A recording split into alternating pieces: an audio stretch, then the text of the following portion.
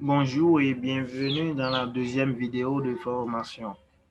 Je réponds au nom de Léon Sosodino Toundé et je suis votre formateur et responsable de Autobots, Smart Autobot Consulting. Le but de cette formation, c'est de vous apprendre à mieux maîtriser Microsoft Office Word. Donc après la première vidéo, nous allons entamer ici la deuxième vidéo qui va nous permettre qui va porter sur la présentation de l'interface de Microsoft Office Word. Donc, dans cette vidéo, je vais vous présenter l'interface de Microsoft Office Word. Et comme je vous l'avais déjà dit, Microsoft Office Word, il en existe plusieurs types plusieurs versions. Ici, je suis sur la version de Microsoft Office Word 2019. Vous pouvez avoir 2013, 2016, 2010, 2007 ou 2003. Mais les versions avancées commencent vraiment à partir de 2013, comme ça, sinon 2007, mais bon, 2013, c'est mieux. Donc, depuis 2007, quand même, l'interface utilisateur a pris la forme d'un ruban. D'accord? On parle de ruban pour l'interface utilisateur. L'interface utilisateur, c'est cette partie que vous avez. C'est ça qui s'appelle désormais un ruban. Et le ruban, on essaie d'attacher notre ruban ou bien de détacher notre ruban avec ce bouton qui est ici. Donc, quand je clique là, le ruban est détaché. Quand je viens pour afficher le ruban, il faut que je clique forcément dans un onglet, ce que je vais vous apprendre tout à l'heure, pour pouvoir l'attacher ici. Donc, ça fait avec un contrôle F1, je peux attacher ou détacher mon ruban. J'ai attaché le ruban. Si je clique dans un onglet, je peux détacher mon ruban ou l'attacher à nouveau. Donc, j'ai parlé du mot onglet. En fait, l'onglet, c'est là où les fonctions qui permettent d'agir sur Microsoft Office, sur les éléments d'un document, d'accord, de Word, sont disposés. Donc, quand je viens dans les onglets, je peux voir des outils qui me permettent de travailler sur les éléments d'un document. Ce qui fait qu'il y aura différents types d'onglets. On a les onglets, on a l'onglet accueil, l'onglet insertion. Vous pouvez voir, j'ai l'onglet référence, l'onglet révision, l'onglet affichage, ainsi de suite. Et chaque onglet a son utilité. Chaque onglet comporte certains types d'outils. Et là, pour les outils de l'onglet accueil, par exemple, ils vont plus vous aider à pouvoir travailler sur le test, sur les mises en forme du document, ainsi de suite. Maintenant, après les onglets, vous allez constater que dans chaque onglet, il y a des groupes. Dans chaque onglet, il y a des groupes. Quand je reste dans l'onglet insertion, vous allez voir, il y a des traits qui essaient de séparer les choses. Ça les sépare en fait en rectangle. Et c'est là, on va parler des groupes. Et chaque groupe a un nom. Chaque groupe que vous voyez a son nom et c'est son nom qui est inscrit en bas directement. Donc, par exemple, dans insertion, je peux dire que j'ai le groupe page, je peux dire que j'ai le groupe tableau, le groupe illustration, le groupe complément, le groupe média. Quand je vais, par exemple, dans accueil, je peux aussi trouver groupe presse-papier, groupe police, groupe paragraphe. Donc, c'est ça. Vous avez le ruban. Et le ruban, pour l'afficher, il faut cliquer dans un onglet. Les onglets sont constitués de différents groupes et les groupes comportent les outils qui vous permettent de travailler sur les éléments d'un document. À part cette partie, vous pouvez directement avoir en haut ici ce qui vous permet de réduire, d'accord, votre fenêtre. On parle de barre de contrôle de fenêtre. Ça vous permet de réduire votre fenêtre. Ça vous permet ici de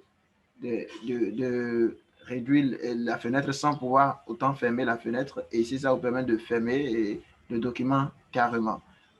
Cette fonctionnalité qui est partagée, ça vous permet d'envoyer vos fichiers, d'accord? D'envoyer vos fichiers et à quelqu'un via l'adresse mail ou bien via un compte Outlook. Ici, vous avez la barre d'accès outils rapide. La barre d'accès outils rapide. Et à quoi est-ce que cette barre d'accès outils rapide sert? Ça vous permet de déposer les éléments que vous avez fréquemment l'habitude d'utiliser. Ce que vous utilisez de façon fréquente, vous les déposez là pour ne pas aller chercher dans un onglet, dans un groupe, avant de trouver cet élément-là. Si vous avez l'habitude de vite ouvrir un nouveau document, si vous avez l'habitude de vite enregistrer ou bien d'envoyer par courrier ou bien de faire des impressions, vous pouvez déposer ces boutons-là de sorte qu'en cliquant directement sur le bouton ici, l'action soit effectuée. Donc, vous déposez les commandes que vous avez l'habitude d'utiliser. Et c'est en cliquant sur cette petite flèche qui est là que je peux permettre de personnaliser la barre d'outils assez rapide. Qu'est-ce que vous pouvez constater en bas complètement? Je peux afficher la barre d'outils assez rapide en dessous, de mon ruban ou carrément en haut du ruban. Là, je vais essayer de faire attacher mon ruban. Et vous allez voir la barre outils assez rapide peut-être affichée ici, comme je peux l'afficher encore au-dessus du ruban. Maintenant, après cette partie, vous pouvez voir les règles qui sont là. Ces règles servent à quoi? Ça vous permet de définir la marge, les différentes marges que vous pouvez avoir sur votre document. Donc, je peux avoir la marge de gauche, je peux avoir la marge de droite, je peux aussi avoir la marge du haut et ainsi de suite, la marge du bas aussi. Maintenant, il y a la barre des statistiques que nous avons en bas. La barre des statistiques, c'est la barre qui vous permet de savoir le nombre de pages. On peut voir que nous sommes sur la page 1 et qu'il y a une seule page dans le document. On peut voir qu'il y a 5 mots qui sont écrits dans le document. Et on peut voir ici un outil qui nous permet de vérifier s'il y a des fautes ou pas dans notre document. Quand vous écrivez un document de 1000 pages, 50 pages, 2 pages, 3 pages, et que vous voulez savoir est-ce qu'il y a de fautes ou pas, il y a des fautes d'orthographe ou de grammaire, il suffit de regarder sur ce petit bouton et de voir si le bouton contient un signe fois ou bien un signe V. Un signe fois ou bien croix, c'est pour dire qu'il y a erreur dans le document, il y a d'éventuelles erreurs, et qu'en cliquant directement sur ça, vous pouvez corriger les erreurs. Ou s'il n'y a pas erreur, je vais effacer ce mot. C'est parce que c'est ce mot qui est souligné en rouge, c'est ce qui nous montre qu'il y a erreur dans le document. Si ce mot n'est pas là, vous allez voir que c'est V, maintenant ça met. Mais si le mot devient là, ce n'est plus V qui est là, c'est plutôt croix qui est là. C'est pour nous dire qu'il y a de fautes, lui va directement marquer autant de fois qu'il y a de fautes, il va marquer une seule fois. Donc ici, c'est la barre de défilement que nous pouvons facilement aussi utiliser.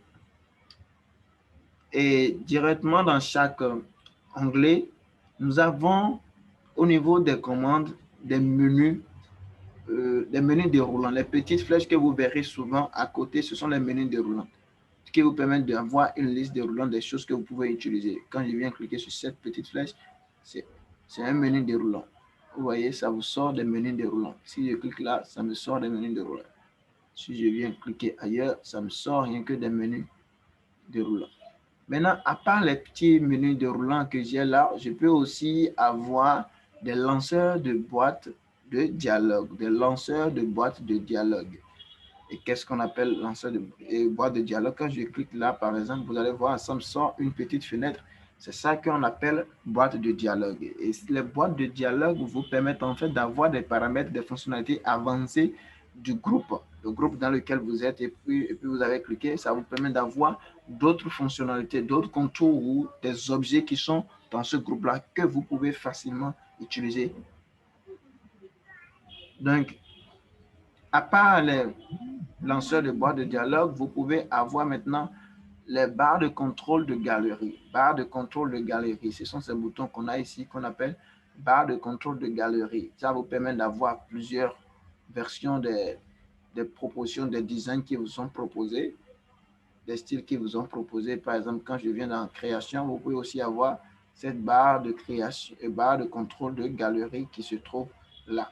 Je reviens toujours sur la barre des statistiques. J'en ai présenté ici ce qui permet de faire contrôler les fautes et les erreurs. Ce qui est ici, ça permet d'enregistrer une macro, ce qu'on aura le temps d'apprendre lorsqu'on sera dans l'onglet développeur. Un onglet qui ne se trouve peut-être pas encore sur votre espace Word. On va faire apparaître ça bientôt. Ici, nous avons les différents affichages de Microsoft Word lorsque nous sommes en train de travailler. Est-ce qu'on veut afficher en lecture seule ou dit que là, on ne modifie rien? Est-ce qu'on veut afficher en page, lecture page, et c'est là, nous sommes en train de travailler. Donc, est-ce qu'on veut afficher comme une page web? En fait, avec Microsoft Office Word, plusieurs personnes ne savent pas, je peux décider de créer déjà une page web avec Microsoft Office Word. On peut créer un site internet avec Microsoft Office Word, des pages web qu'on peut facilement utiliser dans un site Word. Dans un site avec Microsoft Office Word, on peut faire tout cela. Après, j'ai la partie zoom qui me permet de zoomer, de réduire ou bien d'agrandir pour savoir où est-ce que je suis dans mon document. En haut, vous verrez ici en haut là le titre du document qui se trouve en haut. Le titre du document, ça se trouve en haut. Le nom du document, je peux m'exprimer aussi mieux.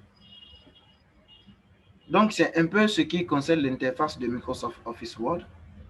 Vous avez l'onglet, vous n'avez pas aide peut-être sous forme d'onglet, ou si vous en avez aussi, on va étudier tout à l'heure dans la troisième vidéo le fichier, l'onglet fichier et l'onglet aide de Microsoft Office Word. Donc, prenez le rendez-vous dans la troisième vidéo et merci pour votre attention.